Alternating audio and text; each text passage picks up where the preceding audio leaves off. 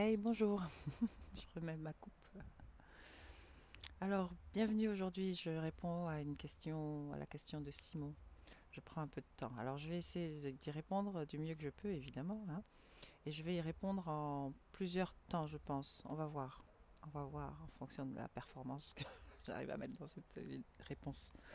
Alors, Simon, il me dit, bonjour, dans votre live, vous indiquez que l'astral est le monde des mémoires et de l'imaginaire, entre parenthèses, qui peut être un futur si nous le créons. Question. Donc je vais déjà m'arrêter là. L'astral, effectivement, je dis que c'est le monde des mémoires, je le dis encore, je dis que c'est le monde de l'imaginaire, je maintiens également, et qui peut être un futur si nous le créons. En réalité, nous créons toujours notre futur. Par contre, nous créons de façon complètement inconsciente notre futur, c'est-à-dire que nous ne connaissons pas les mécanismes pour régir le futur, qui nous permettraient de mieux régir le futur, en tout cas, hein. Parce que après le futur, on parle de notre futur personnel déjà, et ensuite collectif. Mais tout commence par le futur personnel, par l'astral personnel, je devrais dire. Hum, Alors c'est compliqué, effectivement, j'essaie d'assimiler le mot mémoire avec futur, parce que mémoire, on l'associe plus souvent au passé qu'au futur. Néanmoins, vous voyez dans le terme mémoire le fait qu'une chose soit enregistrée, un enregistrement, hein. Un enregistrement est une mémoire, une inscription, une impression. Et l'astral, justement, a cette faculté d'imprimer. D'imprimer dans le sens graver, mémoriser, enregistrer. Euh, et il imprime beaucoup de choses en nous, notamment.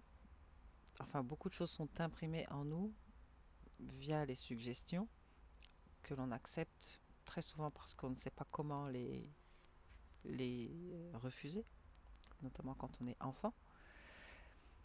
Il y a, donc ça c'est notre astral personnel et ensuite il va y avoir l'astral collectif. Mais bon, je vais essayer de ne pas me perdre. Euh, L'astral, quand on fait référence en général à l'astral qui influence l'homme, on parle plus souvent qu'autrement de l'astral émotionnel.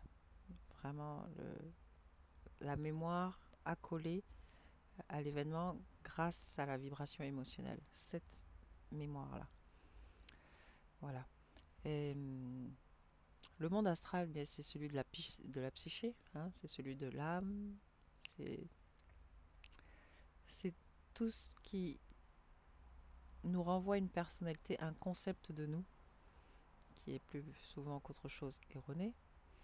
Et c'est ce qu'on appelle aussi la quatrième dimension. La quatrième dimension, c'est la dimension du temps. Vous voyez que quand vous êtes occupé, hein, le temps passe très vite.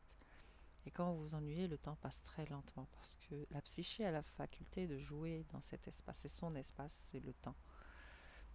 Maintenant, plus souvent qu'autrement, c'est le temps, la notion du temps elle-même nous manipule. Le concept du temps nous manipule et nous maintient mais dans des limites finalement. Quand on dit des phrases dans ce n'est pas le temps, oh, peut-être que demain, on... bref, on se conditionne nous-mêmes à ne pas créer ce futur comme on le voudrait finalement, mais plutôt à le laisser se faire en fonction du concept qu'on a de ce que devrait être la vie et de ce qu'on devrait être nous-mêmes, ou de ce qu'on est plutôt. Donc comment est-ce qu'on peut avoir des mémoires du futur et en même temps des mémoires du passé? Ben, comme je vous disais, c'est un enregistrement, hein. La mémoire, c'est un enregistrement. Et si moi, là, tout de suite, je me projette dans un futur, c'est-à-dire que j'imagine, je crée, je m'imagine dans 10 ans, comment sera ma vie, une personne, ou juste je suis romancière, imaginons, j'aime écrire des histoires, donc j'écris des histoires. Imaginons que quelqu'un aille se promener dans l'astral, il pourra et entre en contact avec ce que j'ai imaginé, eh bien il va pouvoir dire qu'il a vu le futur, qu'il a côtoyé un futur. S'il y adhère, il va dire qu'il a vu le futur. Maintenant, en fonction de l'énergie qu'il va mettre dans cette croyance, ce futur va être le futur qui va être manifesté parmi de multiples futurs. Le futur, ce n'est qu'un résultat. C'est le résultat du passé, mais c'est surtout le résultat du présent. Et euh, le passé, ce sont des points qui sont là, posés, et que l'on regarde comme des photographies. Vous voyez, si j'ai un lecteur, un CD, je peux avoir un passé et un futur sur CD. Si je regarde la vie de quelqu'un, j'aurai le passé de la personne et en même temps la fin de la vie de la personne, son futur, tout sur le même CD. Pour la conscience, c'est un peu la même chose. La conscience, elle a accès à de multiples fichiers qui sont rangés et qui sont là tous en même temps. Tous ces fichiers sont là en même temps. La conscience amique, en plus je parle, hein. La conscience globale, c'est encore autre chose. Elle est en dehors du temps, elle est intemporelle, donc elle n'a même pas ce problème. Je parle de la conscience de l'âme qui elle-même s'identifie au corps et se limite dans ce qu'elle est capable de faire. La conscience de l'âme, savoir la conscience globale densifiée, fragmentée et densifiée. Qu'est-ce que je voulais vous dire d'autre par rapport aux mémoires, au futur? Que je reprenne ton commentaire. Ça va m'aider. Alors, attends que ça sera lu. Mon des mémoires, peut-être. Voilà. Bon, et voilà. Je pense que j'ai répondu comme je pouvais. Les personnes, les médiums, toutes les personnes qui lisent l'avenir lisent dans l'astral. Parce qu'elles voient un résultat possible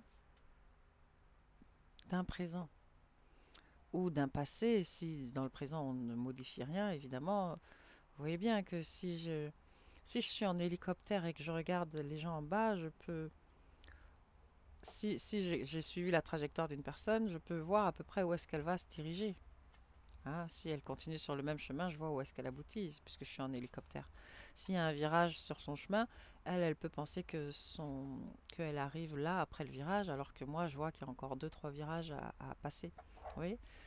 En fonction de la hauteur que j'aurai, en fonction de la dimension à partir de laquelle je m'exprime, je me tiens pour observer et que je m'exprime du coup, eh bien je ne vais pas voir le temps de la même manière.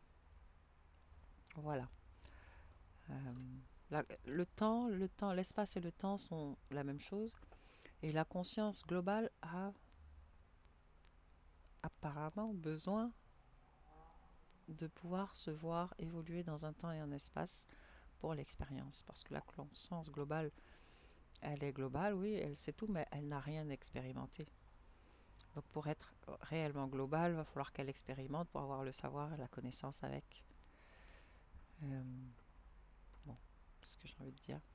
Et pour expérimenter d'ailleurs la conscience globale, c'est-à-dire l'esprit, hein, ce qu'on va appeler la conscience la plus vibrante, comme elle sait tout, mais elle n'a rien expérimenté, elle est capable de pousser un homme à rentrer dans un mur, par exemple. Ainsi, elle expérimente ce qu'est le mur. Vous voyez ? Et l'homme qui est là, qui est là, bon, bah, il expérimente avec.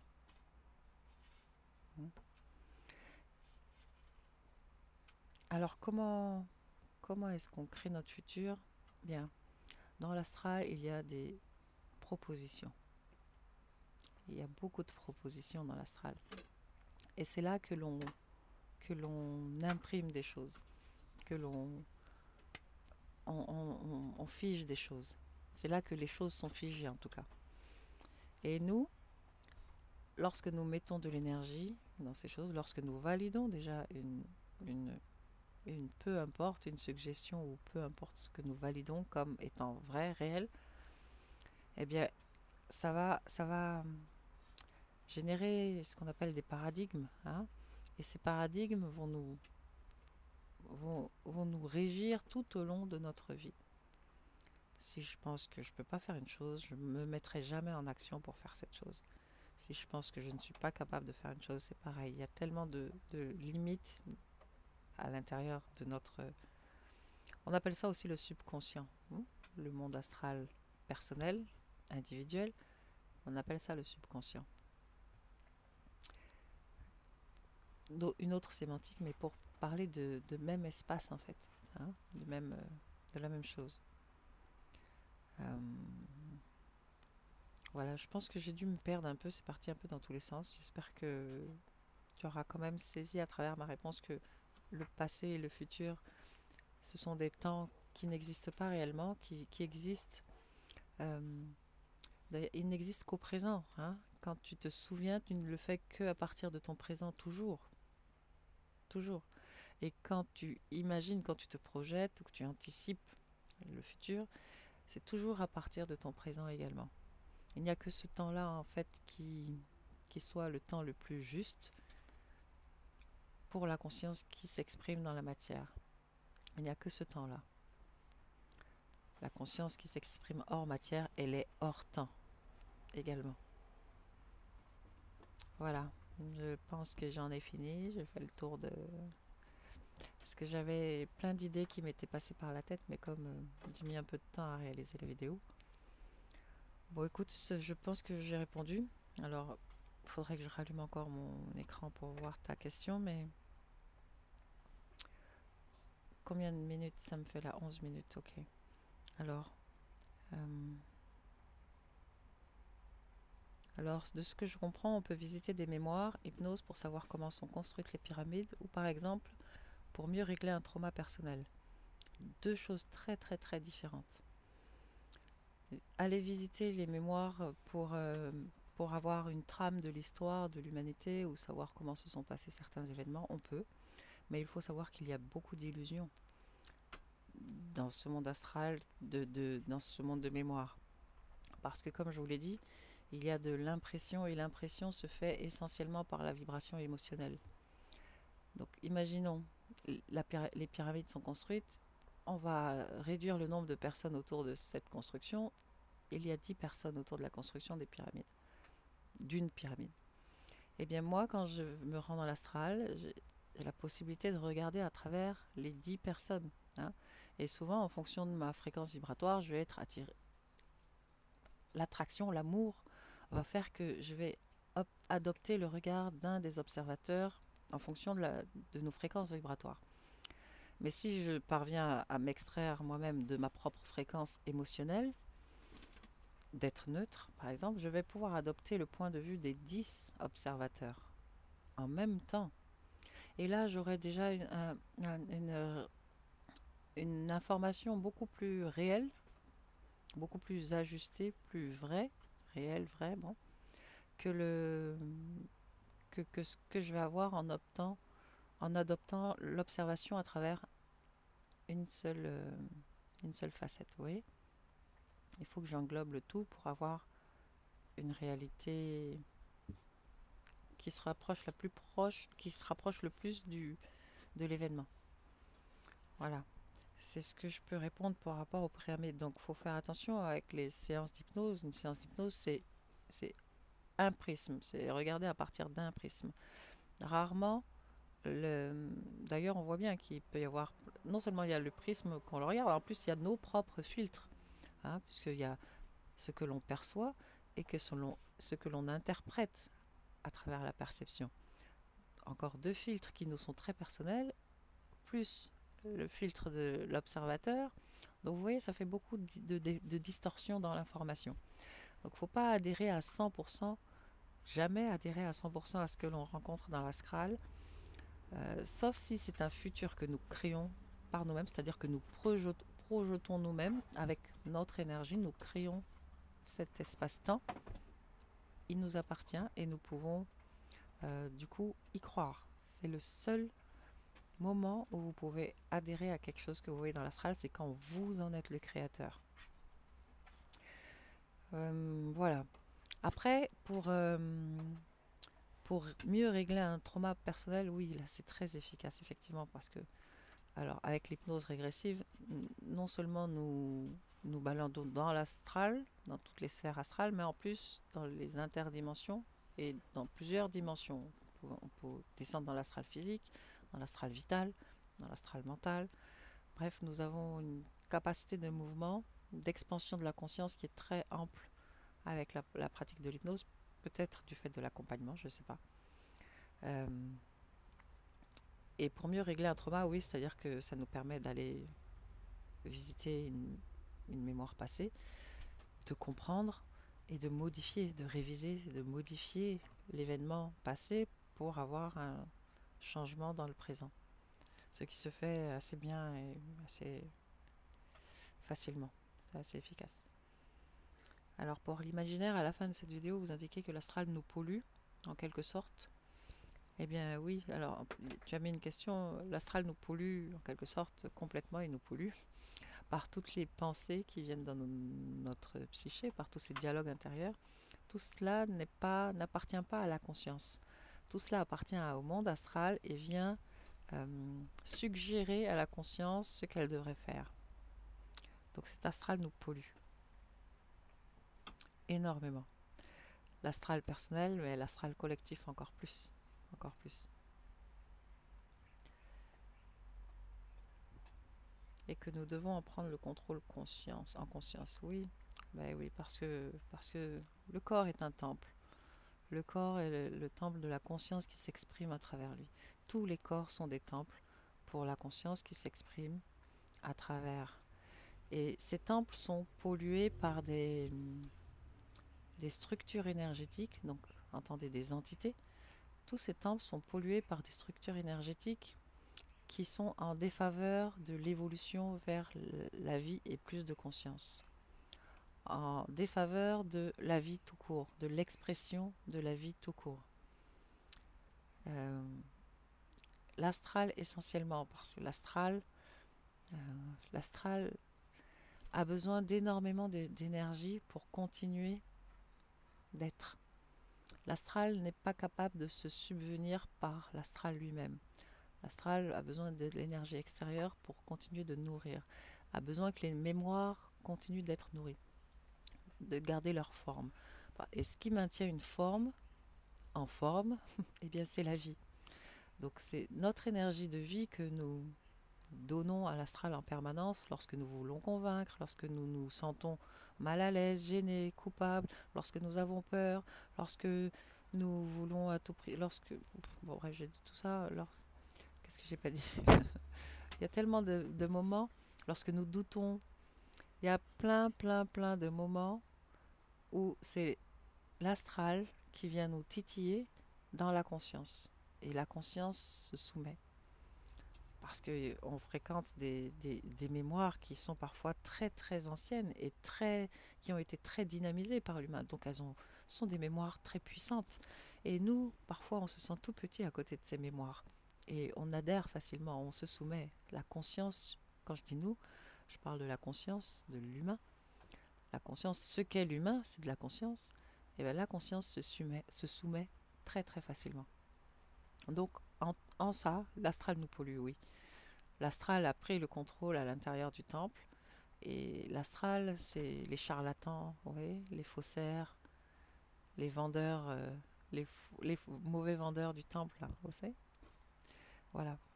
Ça, c'est l'astral à l'intérieur de nous. Alors, l'astral nous a servi un temps. L'astral permet l'évolution pour certains niveaux de conscience, oui. Parce que l'astral est doté de plusieurs paliers de conscience. Mais ça, vous savez, vous avez évolué, en fait, que vous le vouliez ou pas. Vous n'avez pas cherché à évoluer. Vous évoluez que vous le vouliez ou pas. Et plus souvent qu'autrement, l'humain qui évolue dans la souffrance. Hein, c'est quand il en a marre d'en avoir marre qu'il cherche à faire quelque chose pour que sa souffrance s'arrête, pour que sa situation change. Donc l'astral peut nous titiller, nous pousser vers le haut. Mais une fois qu'on a atteint le haut de l'astral, elle va nous conserver, l'astral.